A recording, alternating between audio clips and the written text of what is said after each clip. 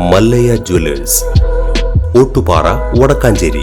Phone 04884232666. KIIFB chairman KM Abraham രാജിവെച്ചതോടെ കിഫ്ബിയിൽ നിന്ന് വായ്പയെടുത്ത് കേരളത്തിൽ നടപ്പിലാക്കി വരുന്ന പദ്ധതികൾ നിന്നുപോയേക്കുമോ എന്ന് ആശങ്ക. Kerala infrastructure investment fund board അഥവാ കിഫ്ബിയിൽ നിന്നും ഉയർന്ന പലിശയ്ക്ക് വായ്പയെടുത്താണ് സംസ്ഥാനത്തെ ഒട്ടുമിക്ക വികസന പ്രവർത്തനങ്ങളും നടന്നുവരുന്നത്.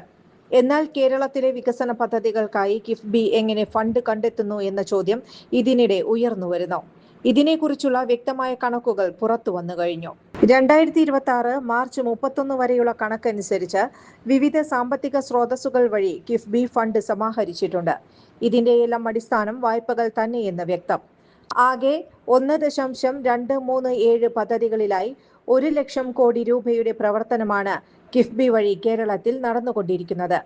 2026 മാർച്ച് വരെ 41,620 കോടി രൂപ ഇതിനകം പദ്ധതികൾക്കായി വിനിയോഗിച്ചു.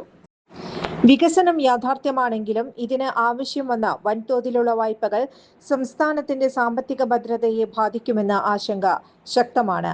2026 മാർച്ച് വരെയുള്ള കണക്കനുസരിച്ച് ഏകദേശം 42 കോടി രൂപയുടെ വായ്പാ ബാധ്യത കിഫ്ബി വഴി സംസ്ഥാനത്തിന് ലഭിച്ചിട്ടുണ്ട്. കൂടുതൽ വാർത്തകൾക്ക് ഞങ്ങളുടെ ചാനൽ സബ്സ്ക്രൈബ് ചെയ്യുക. ഫേസ്ബുക്ക് ഫോളോ അപ്പ് ചെയ്യുക. വാർത്തകൾ വേഗത്തിലറിയാൻ എനി ടൈം ന്യൂസ്.